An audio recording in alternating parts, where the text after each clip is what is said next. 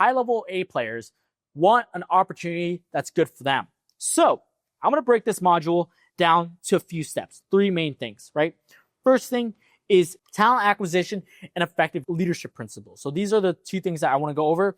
So we're going to talk about how we generate candidates, high-level A players, qualify them, and do application grading or candidate grading. I haven't seen anybody talk about this, but this is exactly what we do for our clients at our company, right? So I'm literally just documenting what we do and sharing it. Our interview process. This is how I interview. This is how I get to know, I was about to say prospects, get to know candidates to see if they're the right fit for us. Our onboarding process. The only thing that determines whether or not somebody's going to make it at your company is your onboarding process. If you train them like shit and you don't care about them, you just throw them in the pool and have them figure it out. Can they figure it out? Sure. Are they going to stay long? From my experience, no. If you have teams, your team members that's what you do with your team and they're staying with you, you tell me if they're any good, right? I'll be surprised, but hey, yeah, I digress. Next, day-to-day management. What should your day-to-day management look like? What does the structure, what is the process? How do you keep culture high, everybody's energy up? That way they're actually closing deals. Nobody wants to work for a sore loser, for lack of better terms. And finally, leadership principles that have served me drastically. I'm transparently, I'm really excited to go into the leadership because this is something that I have not seen with any business owner or any entrepreneur, any online wholesaling guru, because this is the boring shit, right? This is the boring shit that actually makes our clients money. Specifically from my experience and things I've learned from my client. A little side note, I started this business at the age of 15, bulk deals. I started when I was 15. I'm 19 now, so it's 2025. It'll be fun looking back on this video 10 years later. But I started this business when I was 15 and at 19 and now I'm 19, so 4 years now. There is so many leadership principles that I've learned to be a better leader and not be a dictator. And that's why I see so many wholesalers, at least the ones that I've worked with, that's something that they can drastically improve on. They have absolutely no sense of leadership. They're just genuinely terrible people to work for, right? They quit their job because they hated their boss, and now they're that boss that they now hate or they hated. So hope that makes sense. So I want to share this with you because I don't want you to be that person. And if you are, obviously admit that you suck, and let's talk about how to get better. So let's talk about candidate generation, right? How do we generate high-level candidates that are actually interested in working for you and your company? And before I dive into this, I actually want to mention that you have to first think about why should somebody that is talented and qualified, why should they work for you? And if your answer is team culture, if that's what you said and in the back of your head, you know that your team culture is shit, you're lying to yourself and you're doing a disservice to your team members. The second thing is pay. They're salespeople. They get 100% commission, right? If you're paying them a higher commission, great. But there's also no deals coming in. The on-track earnings is low, or OTEs. You're going to hear me talk about that for a bit, is low. They're probably not going to stay for long. Next thing I'll talk about is growth potential. Is there any opportunity for the team member as an acquisition manager, for example, to grow into a high-level position where they're a manager, a leader, things like that? If not, they're probably not going to stay with you long because high-level people want high-level opportunities. And if you cannot provide a high-level opportunity to your acquisitions team or your team in general, you're not going to have a team for long. And I say that because that was me. I went through that. So I'm telling you that way you do not go through that. So you can have the reward without the scar, right?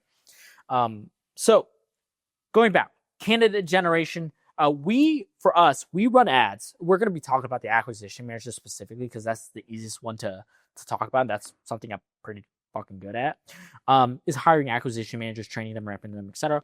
But it all starts with our ads, right? As you can tell, I'm a pretty big ad guy. I love running ads, and hiring is no different. So for us, I'll actually share with you guys the ad that we're running. So my editor, Aaron, will throw up this ad right here of how we interview and how we acquire or generate candidates. So check it out, copy it, something for yourself. acquisition managers, are you sick and tired of the fact that your current wholesaling company that you're working for simply isn't generating enough quality leads or appointments? If so, we're looking for trained and experienced acquisition managers to join our client's team in order to scale them to the next level. You'll be provided with high quality inbound motivated seller leads who are actually sell as soon as possible. So if you believe you have what it takes to join a crushing and a winning wholesaling company, I encourage you to click the link down below, fill out the short application, that I look forward to having you on the team. So I hope you enjoyed that little snippet of our landing page, our ad.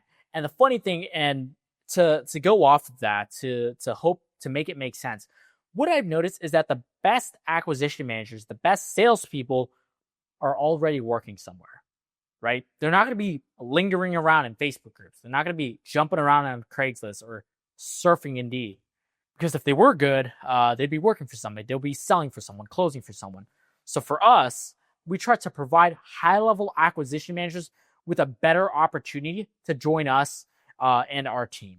Some people would call it poaching, but I will consider it serving the community and serving the industry where everybody wins. Right?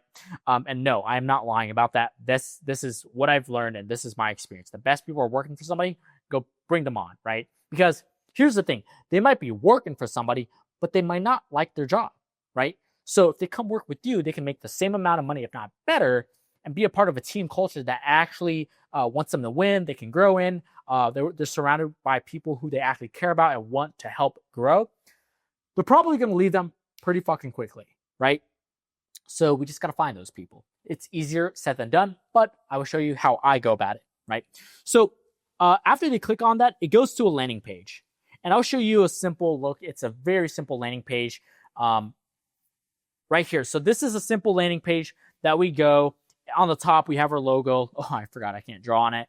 I talk about, attention to all avatar you put acquisition managers want to join a fast-growing acquisition team. That's just the first step. Right? And then the second step, so I'll show you the questions that we asked them in right here, right? So they come in, we ask them like, hey, we preface to them, hey, we're constantly searching for high-level talent. Please make sure to take your time with the responses and do your best to answer the questions in its entirety, right? We ask them, hey, what position are you looking for? And then we ask them, hey, do you have acquisition manager experience? If they click no, this is conditional logic right here. If they click no, we instantly push them out. We don't want them. They're not who we're looking for. Yes, can you bring somebody from the street and turn them into an amazing acquisition manager? Absolutely. Is that something I want to go to? Not really, right? I'd rather hire somebody who's been there, done that. That way we can move faster. Ask them how do they hear about us and how they can apply. I ask because some people get referred to us. Some people come through our website, our YouTube, things like that. What offers have you worked on? How much have you made at your last? How many deals were you closing? Things like that. So I ask those questions. Now, after they submit that form, which is what I showed you on the first page, going back to the funnel, the second page we ask them, or we tell them, is like, hey, schedule an interview below. And the way I do this is actually a group interview. So I'm trying to see, the biggest I'm trying to see is who's willing to, get out of the way, who's the gray wolf or the white wolf, black, you guys get the point, that's willing to stand up against the crowd and answer the question first, right? Who is an outcast versus who is a same sheep, white sheep. Oh my God, you guys get the point. So that's what I try to do. That's why I do group interviews. Plus, it's faster. And then from there, we do initial one-on-one interviews. But point is, this page, we have a job description. We talk about OTEs. So OTEs on the left right here is on-track earnings, what their schedule looks like, what the offer is. So we break them down on what the offer looks like, job benefits, about our company, our core values. Oh my God, this is one of the most important things that I see people have, but they don't use it correctly. What do I mean? I mean, wholesalers have this. Here's something that's funny. I'm sure you guys have seen this, but there are some wholesalers out there that have mission statements all around their offices or all over their Facebook page where it's like, my goal is to serve my community. And then you go in a Facebook group and you see that they're post like, hey, I just made $100K off of this seller. There's nothing wrong with it. I'm just saying there's a fallacy there, which I think is really funny. But for us, we exemplify three main core values for us here at our company, right? So I have unassailable character. So it's who you are as a person. Unrivaled client support. So for example, if a client decides to work with us, if you're a wholesaler and you decide to work with us, we value putting your business as if it was ours. So let's break down specifically my core values, right? Unassailable character. As you can see, onboarding leaders who raise the performance of our team's output and the success of our clients. Unrivaled client support. The way I treat this is we want to treat our clients and their businesses and provide a white glove service, right? So you have a core value, but you have to have a definition and action items alongside it, because core values, mission statements, they help dictate behavior and culture within your team, right? That's the reason we have core values, at least why I have core values. Competitive innovation. We want to consistently be innovating, coming up with new things ahead of the curve, be ahead of the curve against our competitors, right? Going back, I actually want to dive to the first one. And the way I look at it is unassailable character breaks down to a few main things, right? There's extreme ownership, right? Take accountability for your actions, good or bad. Coachability. Are you willing to get better? Are you willing to consistently be a student of the game, right? You have unrivaled work ethic. You outwork everybody, specifically on the high leverage things, and leadership capabilities. We want to hire leaders. And we tell our clients, hey, you want to hire somebody that is a leader. Otherwise, they're a follower. And for me personally, and the company that I want to build to serve the clients that we want to serve, we're not looking for followers. We're looking for leaders, right? So required traits, what does success look like for you? Because they have to know what they're optimizing for. And then, hey, sounds good, schedule an interview. They schedule an interview, and you have the interview with them. But after, obviously, you know me, I like to have a thank you page. Thank you for scheduling with us. And for me, we have a team culture video. And my editor is going to throw that up in a second here. But our thank you page is really simple. It's a message from a founder. Hey, thank you for scheduling an interview with us at our team. We're super excited to speak with you. Yada yada yada. Just simple. It's nothing too crazy. But we have a team culture video that really, really helps us stand out apart from our competition. And I'll have my editor throw it up in a second. That way you can check. And I just want to show you, like, this is who you're competing against. I'm not a wholesaler. I flip and do private money lending. But point is, you are competing against other wholesalers that have things like this. So if you don't have this, you're missing out on talent that would double or even triple your company. Because if you hire one amazing acquisition manager, they'll close all these deals and you make a shit ton of money, right? You'll make so much money, you'll be more scared of your tax bill than knowing where your next deal is going to come from, right? That's what we're trying to do. So the purpose of the team culture video or intro to the company video is to show them a little teaser of what it's like to work at your company. So my editor will throw it up right now, and I hope you enjoy it. I give this advice all the time. Life is too short to be in a job that you hate. I love this job. It is so much fun getting into the middle of the clients. You know, my excitement for the future is what's being built, but also knowing that this group is only going to get better, going to get stronger, going to get faster. And that's going to be that real incentive to wake up.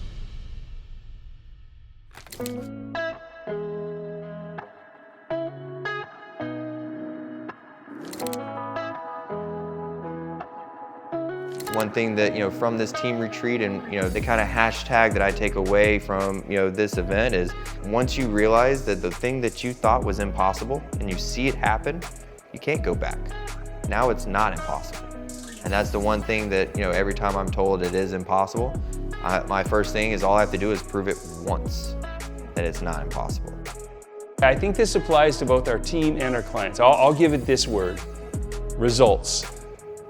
There's the word that describes both deals, because that's what we're all set on. Like that's the tip of the spear. If we can't deliver results to our clients, what are we doing? I mean, why are we even in business, right? No one wants to just throw money away on a hope, a dream, a maybe. That's not what they're after. They want actual results that get them a better ROI. They want more money out than they put in. I mean, that's just the name of the game, right?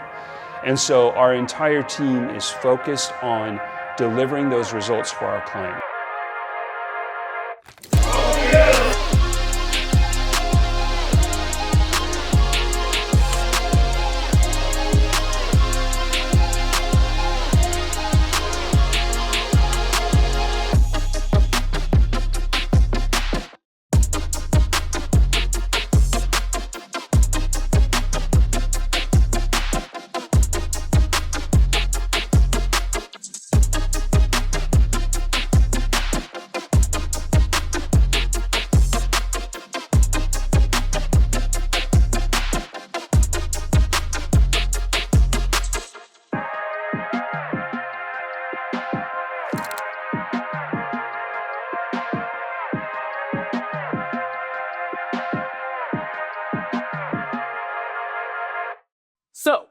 we have candidates. We have people that have applied. Now, we actually have to interview them, right? So what are we interviewing them for? The way I do it is I look at our scorecard. Our scorecard is what we're grading them on in the name. It's in the name scorecard. Anyways, results and outcomes. What are the results that we aim for? Competencies. What are they good at?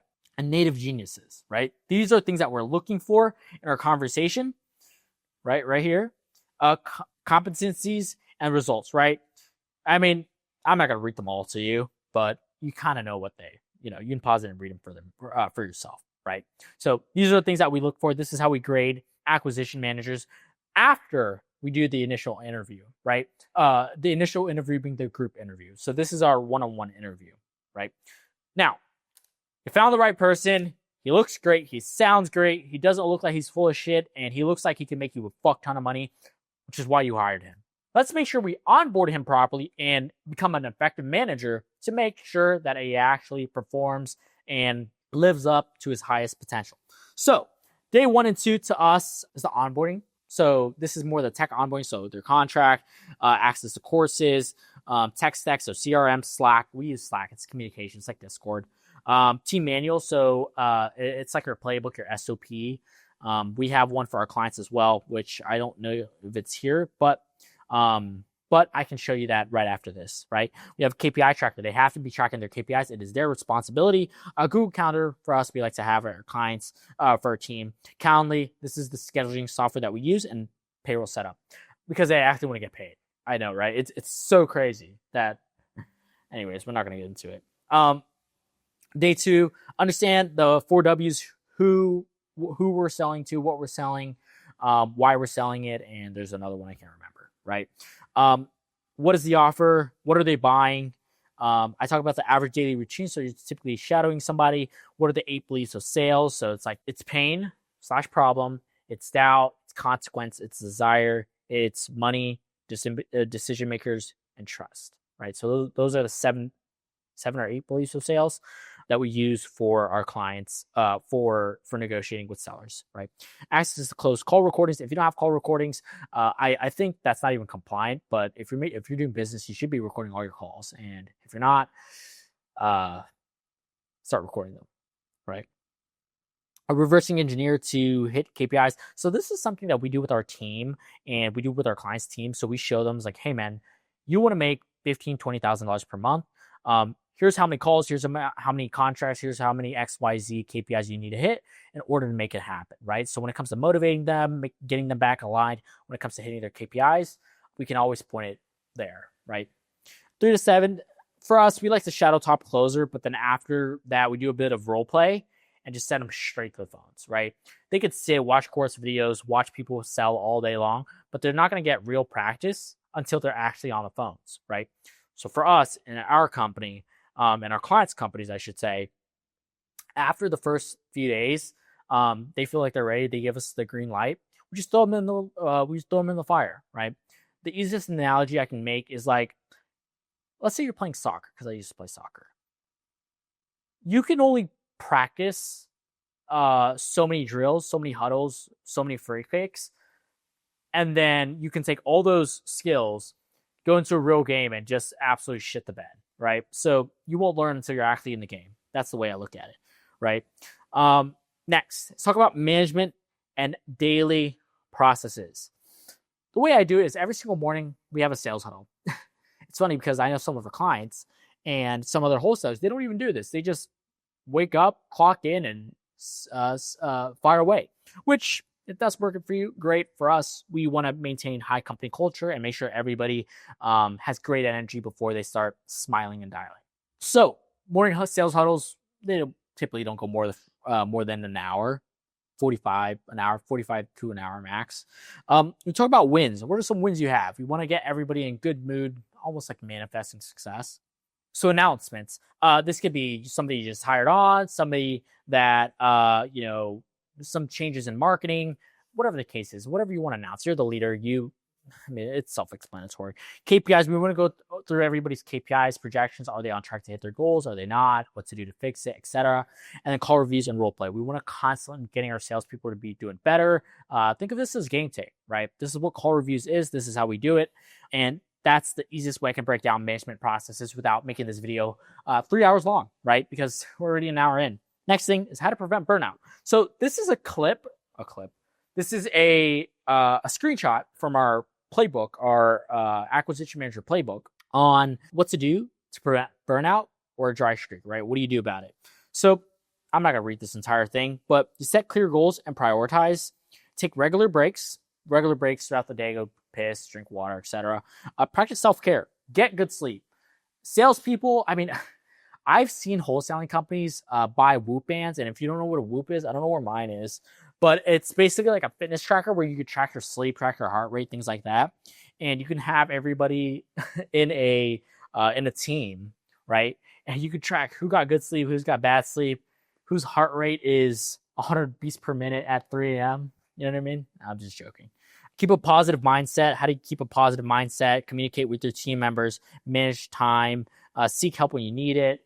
Don't be be willing to step up, ask for help when you need it, and take action and continuous improvement, which is very similar to number 7, right? So that's what we do. I'm not going to read through the entire thing. You pause it, read it for yourself. The goal, if you're hesitant, is take it, implement it into your book or into your playbook, and use it for yourself. So with that said, that's all I have for this video. I know it was a long video, and I hope you got tremendous value out of it. I really, really enjoyed recording this video.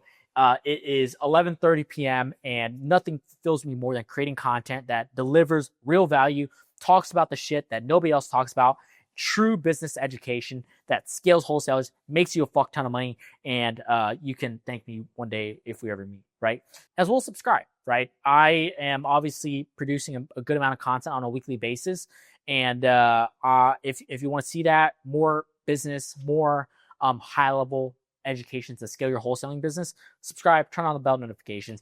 And finally, if you are a virtual wholesaler who's doing 2 or more deals per month and you're looking to scale your wholesaling business, your flipping business with inbound marketing, with the entire process that I just showed you, click the link in the comments, schedule a call with either me or a member of my team. And I'd love to sit down and walk you through the entire process as to how this all works, what it would look like if it was implemented into your company, and how much money we can make together specifically for you and your team. So that's all I have for this video. I hope you enjoyed it. I hope you got a lot of notes and value out of it that you're going to implement to your business. And with that said, my name is Benjamin, CEO and founder here at Bolt Deals, and I hope you have a great rest of your night. And I will see you in the next video. Have a great day. Bye-bye.